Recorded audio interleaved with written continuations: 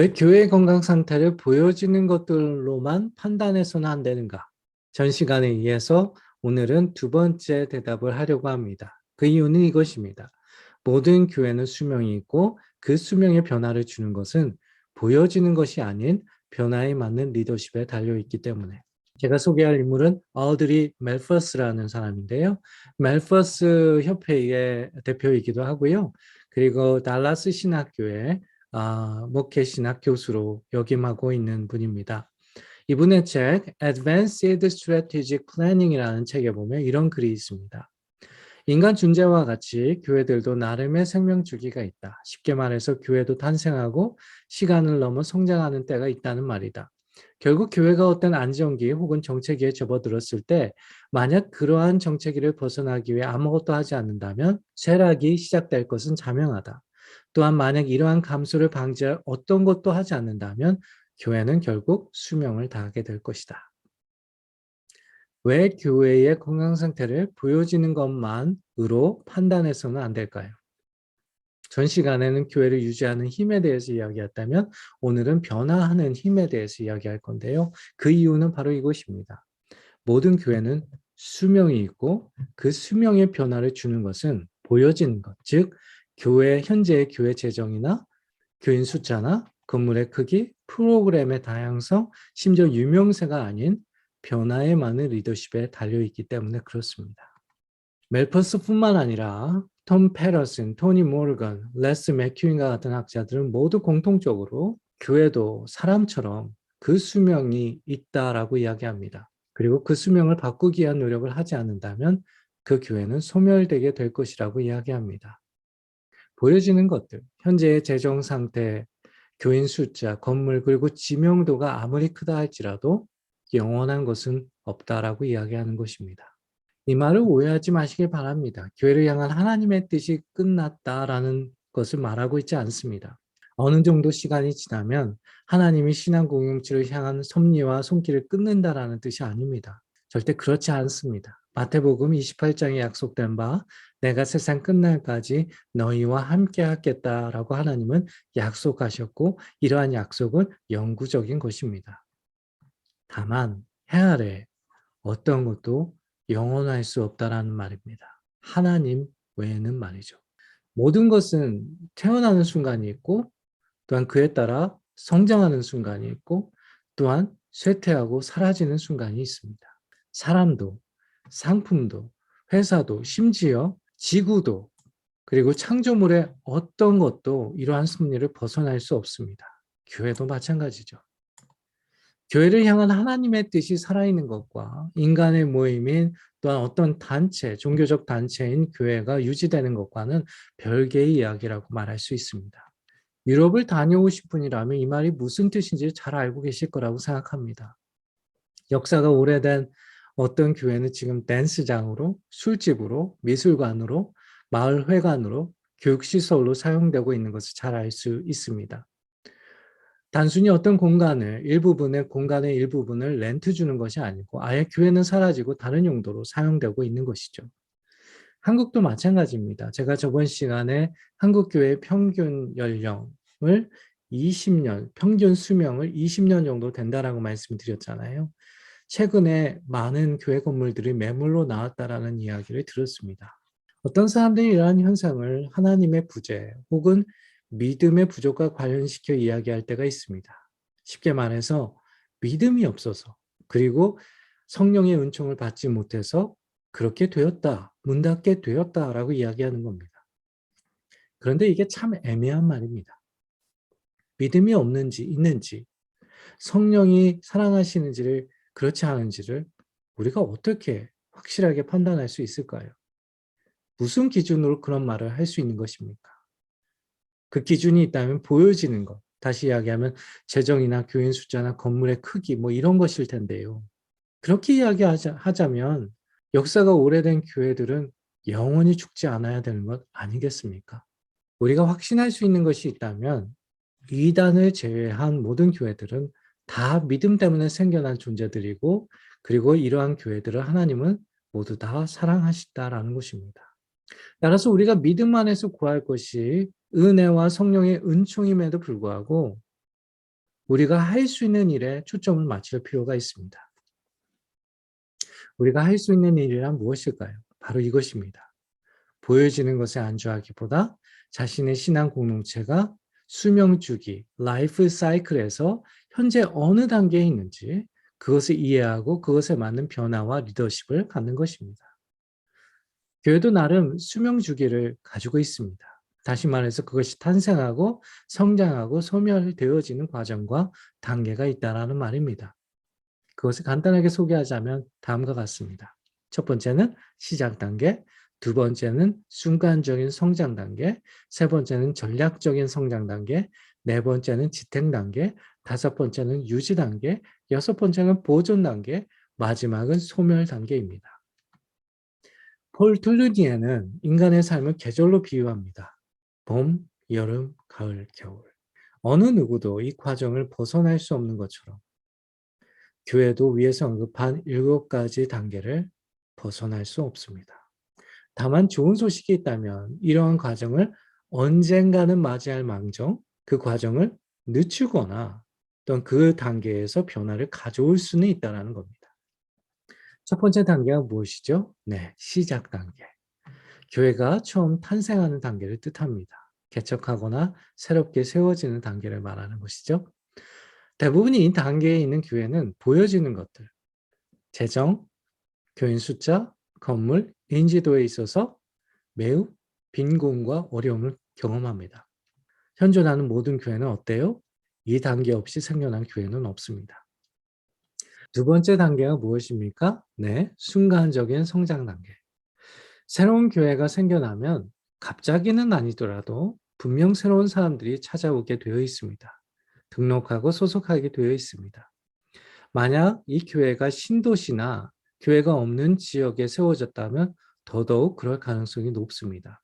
비신앙인들은 마음의 위로를 받기 위해서 그리고 좋은 사람들을 만나기 위해서 기존 신앙인들은 새로운 터전에서 혹은 기존 교회가 맞지 않아서 신앙생활을 함께할 신앙 공동체를 찾아오게 되어 있는 것입니다. 그래서 급격하진 않지만 자연스러운 성장을 이루게 됩니다. 세 번째 단계는요, 전략적인 성장 단계입니다. 교회가 자연스러운 성장이 멈춘 단계를 뜻합니다. 대부분 전문가들에 따르면 아이들 혹은 학생들의 숫자를 빼고 70명에서 120명 된 교회를 뜻한다고 합니다. 이때 교회는 무엇을 해야 하냐면 전략적인 성장을 본격적으로 추구해야만 합니다.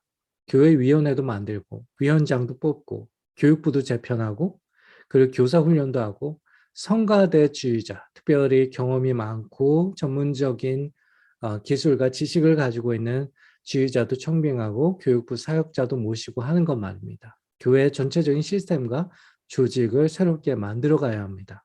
전에는 그냥 아무 문제 없이 흘러가던 것이 이제는 문제가 되고 성장도 멈추고 불협화음이 일어나기 시작합니다. 이것저것에서 다양한 요구들이 생겨나고 이에 부응할 필요가 생긴 것입니다. 이 세 번째 단계, 전략적인 성장 단계를 리더십을 통해 적합한 리더십을 통해서 잘 부응하면 네 번째 단계에 넘어가게 됩니다. 네 번째 단계가 무엇입니까? 바로 지탱 단계입니다. 지탱 단계는 전략적인 단계를 성공적으로 했을 때 이를 계속해서 지속해 나가는 단계를 뜻합니다.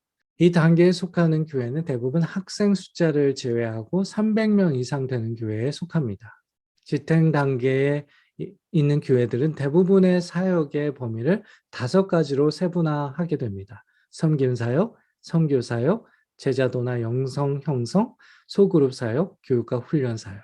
이러한 사역들이 없었던 것은 아니지만 더욱 전문화되고 이에 맞는 평신도 사역자들을 양육하고 배치하는 목회를 하게 되는 것입니다. 다섯 번째 단계가 무엇입니까? 바로 유지 단계입니다. 지탱 단계를 성공적으로 이루었을 때 대부분의 교회들은 1000명 이상의 교회로 성장합니다. 그리고 그 다음의 단계가 바로 유지 단계에 있는데 그 단계에 있는 지탱 단계에서 이루었던 것들을 가능한 한 빠른 쇠락을 경험하지 않도록 유지하는 단계가 바로 이 단계라고 이해할 수 있습니다. 지탱 단계를 경험한 교회들을 이렇게 퍼센테이지로 보면은요, 한 10%에서 25% 정도밖에 되지 않는다고 합니다. 다시 이야기하면 대부분의 교회들, 80% 이상의 교회들은 지탱 단계까지 가지 못하거나 아니면 지탱 단계 이전에 소멸한다라고 이야기할 수 있습니다. 이제 지탱 단계를 경험하게 되면 그 다음에 단계가 유지 단계인데요. 이 교회들 모든 시간이 지나면 교인들의 이제 평균 연령이 높아지고요. 그리고 천천히 쇠락을 시작합니다. 물론 다른 첫 번째, 두 번째, 세 번째 단계도 마찬가지인데요. 다만 지탱 단계를 경험한 교회들의 경우에는 다른 단계들보다 쇠락의 속도나 과제가 조금 덜하거나 느리다라고 이야기할 수 있습니다. 이 단계의 특징들이 있다면 아직 재정적으로 괜찮다라는 겁니다. 그리고 사역자의 숫자도 괜찮습니다. 오래된 교인들이 건실하게, 충실하게 교회를 지켜나가고요. 과거에 있었던 성장의 경험들, 영광의 경험들에 대한 기억들을 가지고 있는 사람들이 아직 많습니다. 또한 기존의 교인들 관계 중심으로 이제 교회가 재편되고 흘러가기 시작한다라고 말씀드릴 수 있습니다. 다음 단계는 보존 단계입니다. 이 단계는 이미 유지 단계를 거치면서 재정적으로나 숫자적으로나 인지도, 영향력에 있어서나 급격한 퇴락의 상태를 경험하는 단계입니다. 이 단계에 있는 교회들은 자신의 교회 전통과 문화에 매우 익숙합니다. 그리고 새로운 사람들이 인도하기보다는 기존에 있는 사람들이 빠져나가지 않는 것에 더 관심을 갖고 에너지를 쏟습니다. 이때부터 목회자들이 아닌 교회 평신도위원회를 중심으로 교회가 운영되게 됩니다. 마지막 단계는 소멸 단계입니다. 이 단계에 있는 교회는 특정 몇몇 가정에 의해서 운영될 가능성이 높습니다. 그리고 각 교인이 선호하는 방식에 따라 모임이나 프로그램, 심지어 예배 형태도 정해질 가능성이 높습니다. 헌금이나 헌신에 의해서 교회가 운영되는 것이 아니고 교회 건물이 있다면 평일 렌트를 줌으로써 교회를 유지하고 자연스럽게 주일 예배와 그리고 한 달에 한두 번 많으면 한두 번 식사를 함께 모여서 하는 것으로 교회 활동을 대체합니다. 비슷한 크기의 타 교회와 이제 합치기도 하고요. 대부분 교회 미래에 대해 큰 고민을 하는 시기라고 말할 수 있습니다. 모든 교회는 이와 같은 7가지 단계를 맞이합니다. 대부분 마지막 단계를 경험하기 전에 다른 단계에서 사라지는 경우도 있지만 나름 역사가 있는 교회라면 이러한 단계를 경험하는 것을 피할 수는 없습니다. 그렇다면 우리가 할 일은 무엇일까요? 그냥 운명에 맡기면 되는 것일까요? 많은 사람들이 신실함에 관련해서 착각하는 것이 있습니다. 마치 우리가 신실한 사람이라면 우리는 그저 우리가 해야 할 일을 하나님께 맡기고 기도하고 또한 소망하는 것이라고 생각합니다. 더 구체적으로 이야기하면 하나님이 우리를 크리스천으로 하나님의 자녀로 부르신 이유는 단순히 우리가 가진 문제나 이슈가 없어지기를 소망하고 기도하는 사람이 되라고 부르셨다. 그리고 이것이 신실한 것이다라고 믿는 사람들이 있습니다. 그러나 그것은 신실한 것이 아닙니다. 오히려 하나님이 우리를 부르신 이유는 우리가 가진 문제나 이유를 하나님에게 가져가서 하나님에게 듣고 하나님의 뜻에 맞는 행동, 액션을 취하라고 우리를 부르신 것입니다. 이러한 맥락에서 볼 때 믿음, 그리고 듣는 것, 그리고 행위는 별개일 것이 아닐 것입니다. 이에 대해서 구체적인 내용을 알고 싶으신 분들은 제 책 기도의 영성을 참조해 주시기 바랍니다.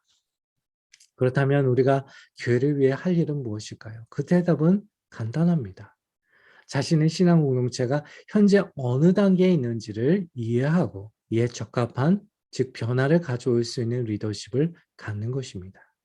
리더십이라고 할 때 헌신과 열정은 기본이기 때문에 이를 제외하고 말하자면 첫 번째 단계, 시작 단계에 필요한 리더십은 어떠한 리더십일까요? 네, 교회 비전에 확신을 가지고 있고 또한 4가지 사역, 말씀, 전도, 기도 생활, 비전의 구체화에 집중할 수 있는 리더십이 이 단계에서는 필요합니다. 시작 단계에 있을 때 수많은 사람들의 조롱과 빈정, 그리고 경제적, 사회적 어려움을 경험하게 됩니다. 그리고 미래에 대한 불확실성 때문에 매우 두렵고 흔들리게 됩니다. 이때 이를 비전 하나만 바라보고 꿋꿋하게 담대하게 나아갈 수 있는 사람이 필요합니다. 여기서 비전이란 한 문장으로 표현할 수 있고 한 권의 책으로도 설명할 수 있는 그 교회를 향한 하나님의 계획과 목적을 뜻합니다. 분명하고 측량 가능한 어떤 건 말입니다. 아무런 비전 없이 열정만으로 성공에 대한 탐욕으로 시작한 개척은 실패할 수밖에 없겠죠. 두 번째 단계는 바로 순간적인 성장 단계입니다. 이때 필요한 리더십은 어떤 리더십일까요? 어떤 리더십이 변화를 가져올까요? 한 영혼 그리고 각 교인에 대한 남다른 애정을 가지면서도 독재적이며 동시에 교회 비전을 판매하는 데 유능한 리더십이 필요합니다. 큰 숫자는 아니지만 이제 이 단계 새로운 사람들이 모여들면서 40에서 50명 이상의 교회가 되었을 때 슬슬 목회에 훈수를 놓는 사람들이 많아집니다. 교인은 없고 시어머니만 많아지는 형태가 올 수 있습니다. 이때 흔들리게 되면 그 교회는 아무것도 아닌 것이 됩니다. 짝퉁이 되거나 아니면 없어질 가능성이 높습니다. 오히려 이 단계에서 리더는 또 혹은 필요한 리더십은 교인들에게 전도에 헌신하도록 하고 교회 비전을 이들이나 새 신자들에게 각인시킬 필요가 있습니다. 예수와 교회 비전을 잘 판매하는 것이 가장 필요한 때라고 말씀드릴 수 있습니다. 사역자들 청명할 때도 비전을 자세히 설명해주고 비전에 맞는 사람이나 비전을 따를 사역자를 청빙할 필요가 있습니다. 세 번째 단계는 바로 전략적인 성장 단계입니다. 체계적이고 양육적이고 팀 목표를 중시하는 리더십이 이 단계에서 필요합니다. 이 단계는 대부분 300명 이상 된 교회들에 속하는데요. 이때부터 교회 목회를 전문화, 체계화할 뿐만 아니라 제자도와 교회 지도자들을 위한 단계별 훈련 지도가 필요합니다.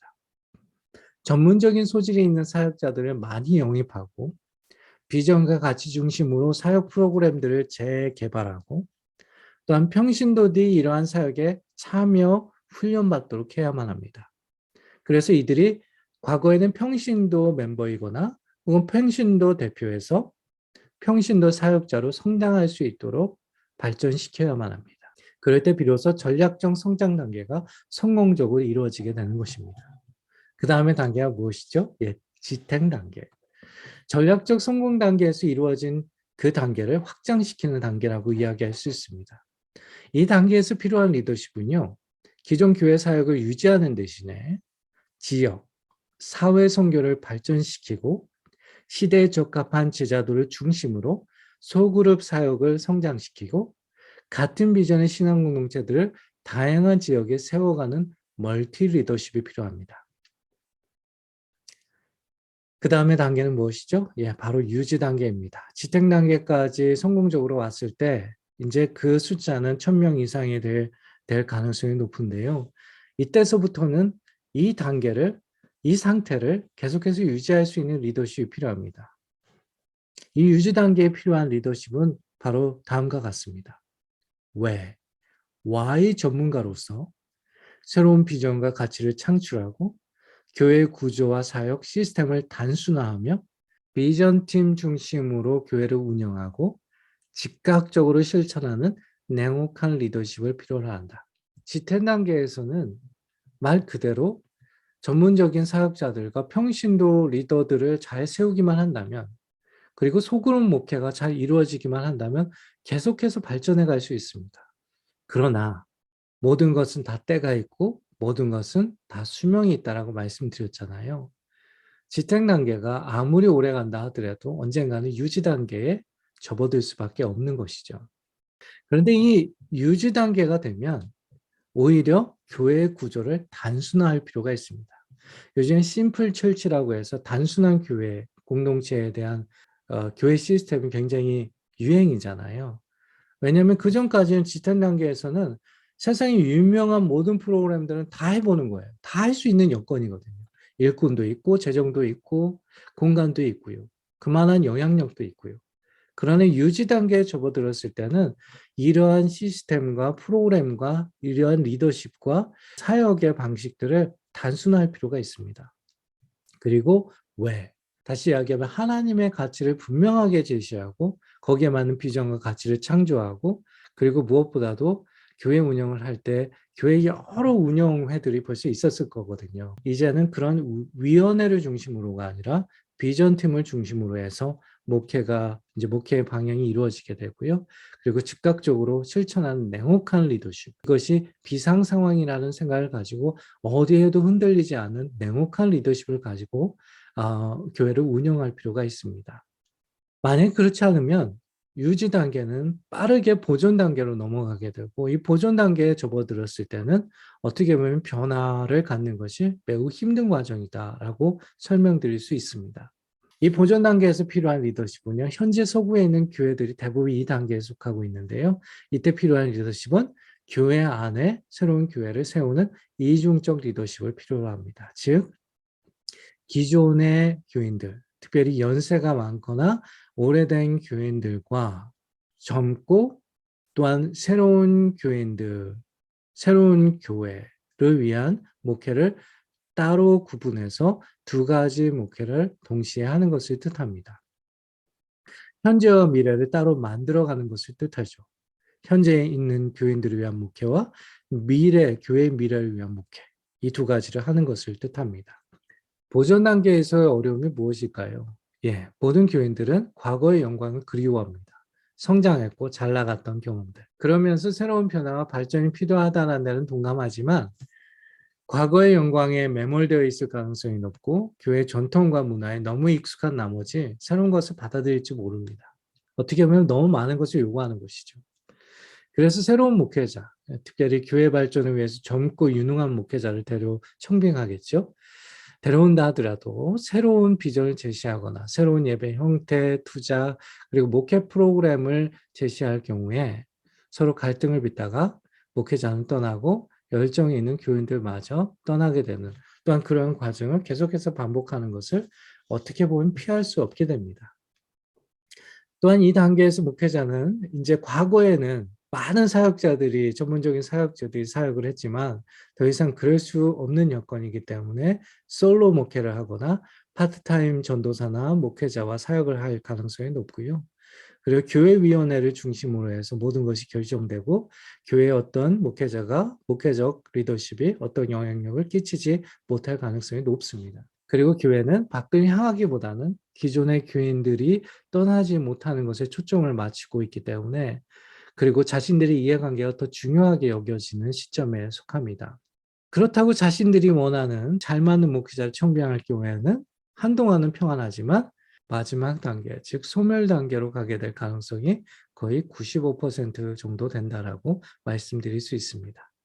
마지막 단계는 바로 소멸 단계인데요. 이때 필요한 리더십이 있습니다. 이때도 리더십이 필요합니다. 어떤 리더십일까요? 씨앗이 되는 리더십이 필요합니다. 건물이나 재산을 분명하고 구체적인 비전을 가진 목회자나 규모가 작은 신앙 공동체에 기부하는 것입니다. 정 필요하면 자신들은 다른 교회에 합류하거나 자신들의 비전과 가치에 맞는 단체들을 위해 자신이 가진 것들을 제공하는 것도 하나의 선택이 될 수 있습니다. 그렇게 해서 하나님의 나라를 위한 씨앗이 되는 것은 또 다른 차원의 선교가 될 수 있습니다. 이 시점에 필요한 리더십은 바로 이러한 씨앗이 되는 리더십이 필요하다라고 말씀드릴 수 있습니다. 하나님이 모든 교회가 잘 되길 바라신다는 것에는 논란의 여지가 없습니다. 다만 우리가 안주하지 않고 그의 뜻을 헤아리며 그때 필요한 과제와 변화를 만들어낼 수 있느냐 아닌가가 가장 관건이 될 것입니다. 믿는 것, 듣는 것, 행동은 별개의 것이 아닙니다. 그럼 우리 다음 시간에 또 만나요.